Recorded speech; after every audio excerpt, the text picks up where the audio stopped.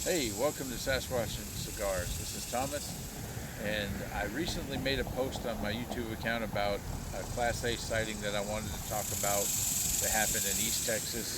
It happened in June of this year, June 12th to be exact, and I got distracted and I've been working in the heat advisory out in the heat, and by the time I get home, I'm just exhausted. So you'll have to please excuse the delay.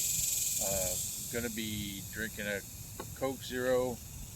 I'm not reviewing a cigar, but I am going to be smoking a cigar. This is my go-to, the Isla del Sol, and so I'm going to get this lit, and then we're going to get into the story and talk about it.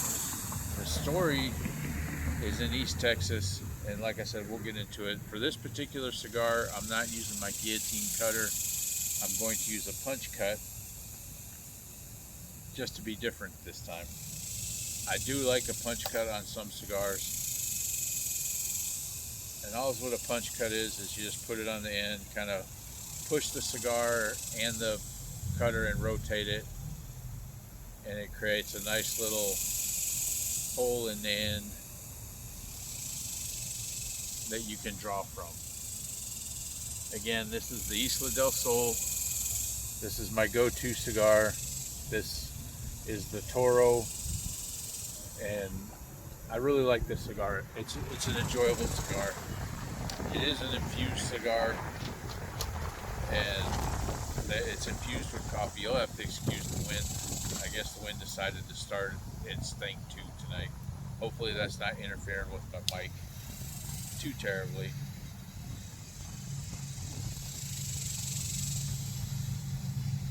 But it is what it is.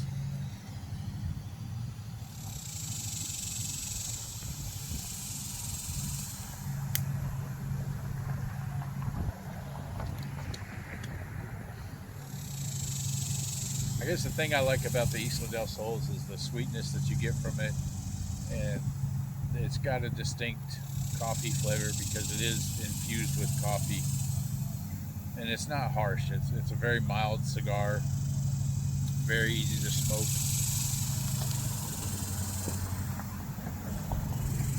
and it's to me it's an enjoyable stick.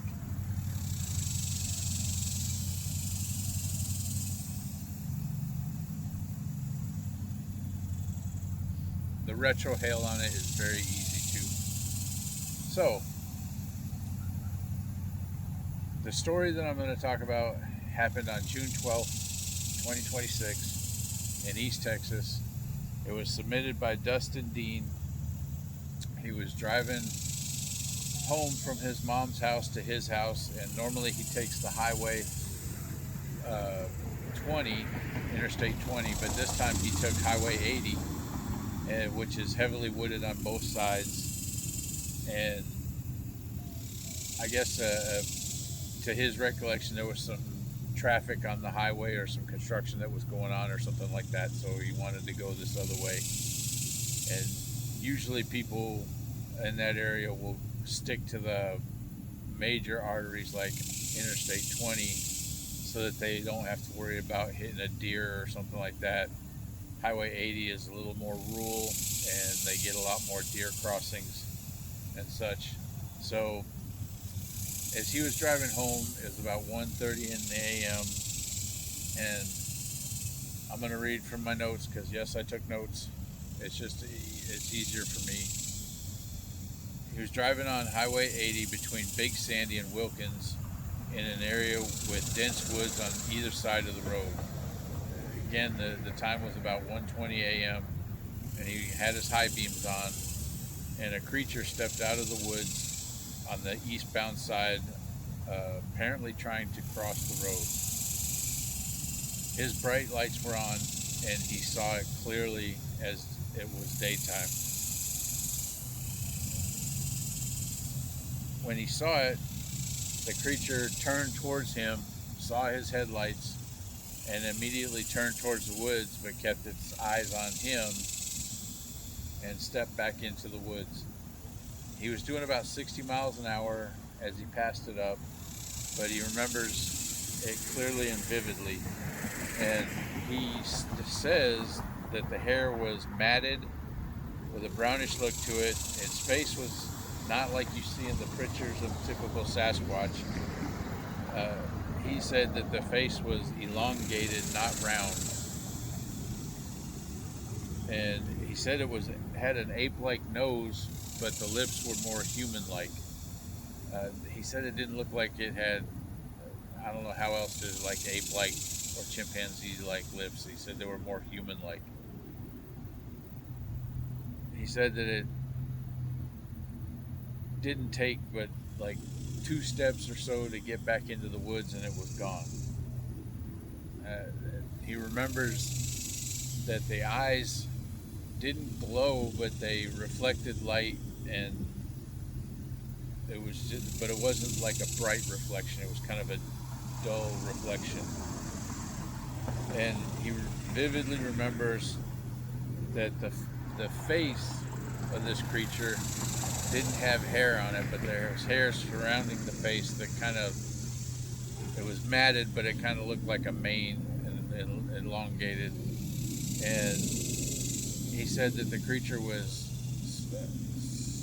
what did he say, 7 to 8 foot tall and about 3 to 4 foot wide at the chest. And the follow-up investigation was done by Matt Moneymaker. He's one of the founders of the BFRO, Bigfoot Research Field, BFRO, Bigfoot Field Research Organization. I apologize for butchering that, but like I said, this is kind of off the cuff, so I'm kind of winging it as I'm going.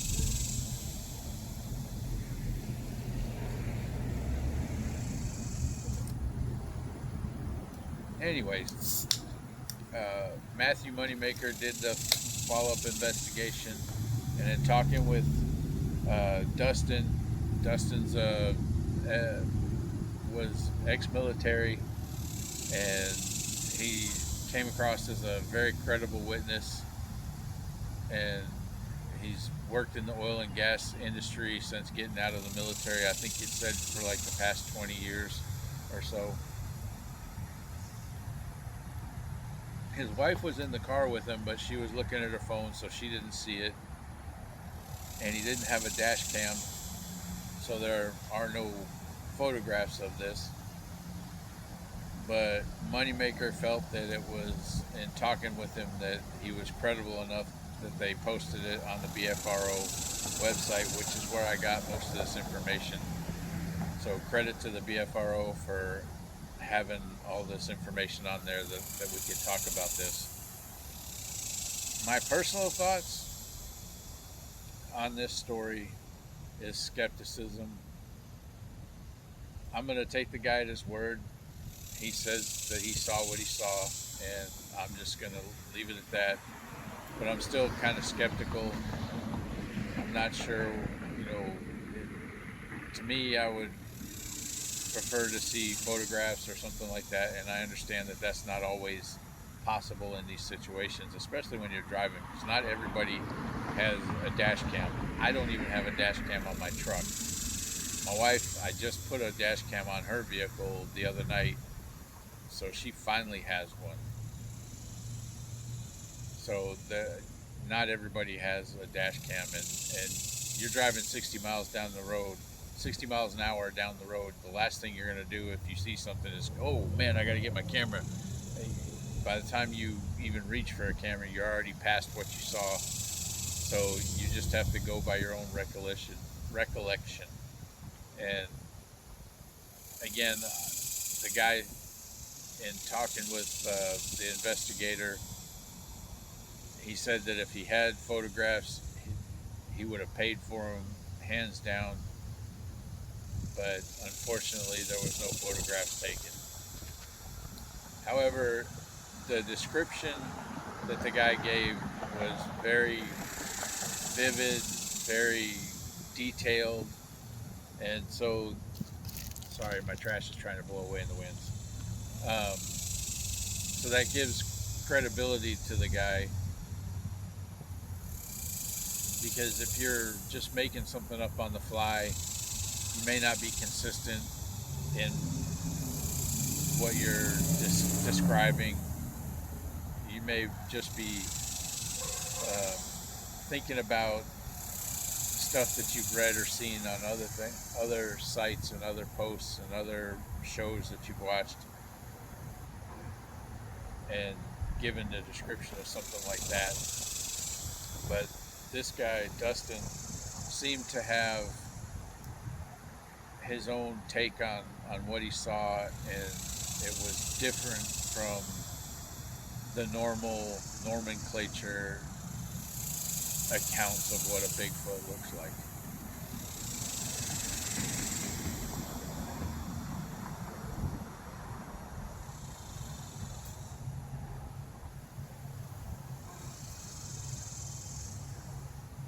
This story and others like it are why I'm highly interested in getting out into the East Texas area. There seems to be a lot more sightings in that area. Going up to the Sam Houston National Forest was fun, and I'll probably do that again. And I'll probably do some more camping up there. But my interest is going further east into the Big Piney Thicket, and also up near Caddo Lake in that area. The only problem with that is, like I've said in previous videos, is the drive time. It's 3.5 hours to get up to that area for me, and that's a quarter of a day. So if I get up real early in the morning, yeah, I can get out there early, but some places like Stubblefield Lake Recreational Area, you're not really supposed to check into your campsite until 2 p.m. So getting up there bright and early, sometimes you can't get into your campsite, or you have to pay extra. There's just a lot of factors that you have to factor in when doing this stuff. And that's a lot of that is stuff that I didn't really realize getting into it, but now I'm starting to learn, okay, if I'm going to go to a place, I have to make sure what time is check-in, what time can I get there, or if I'm going just into the woods by themselves without going to a dedicated campsite, where are the areas that I can actually go out into the woods and pitch a tent without getting into trouble? That's the key.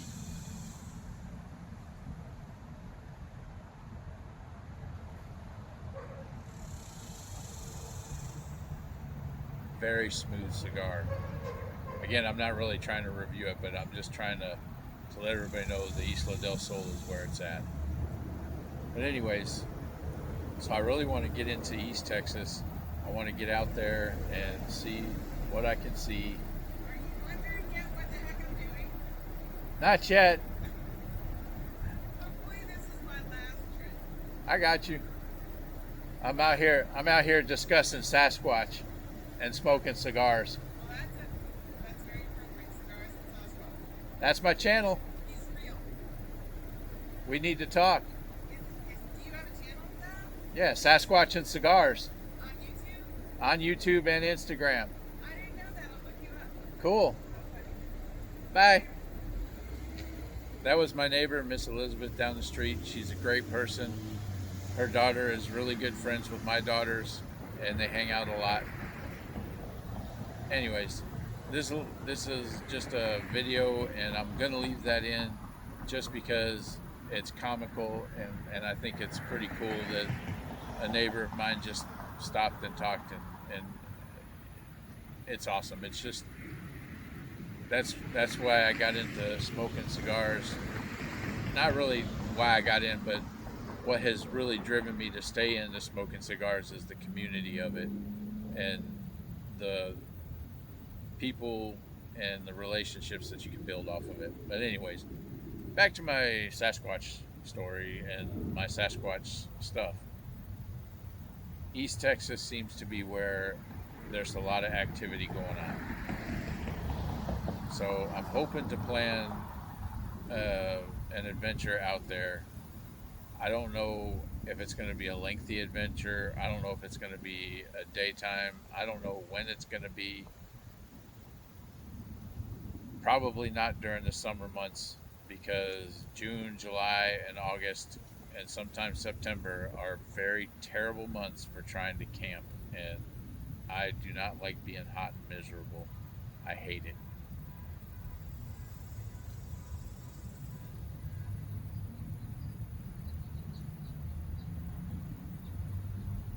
Uh oh. As you can see, I was a little off center on my punch. It happens. Still drawing really good. It's got an excellent draw to it. So if you get a chance, try the Isla del Sol. You won't be disappointed.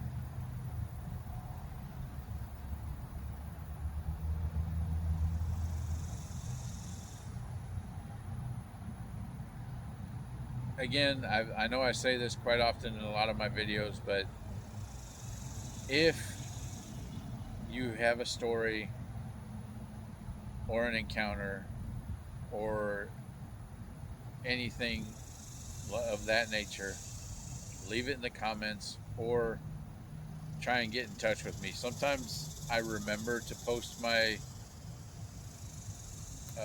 email address in the description.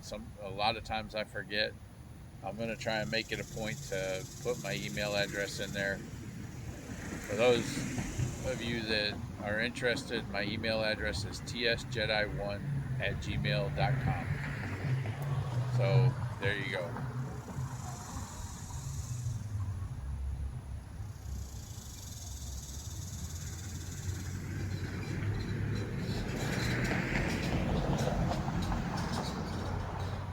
I was trying to look up some other Sasquatch stories, and this was the most recent one, and I just felt like just this one should be good enough. Again, I'm not trying to review a cigar. I'm just out here smoking a stogie and talking about Sasquatch. And if that's my channel, Sasquatch and Cigars. That's what I do.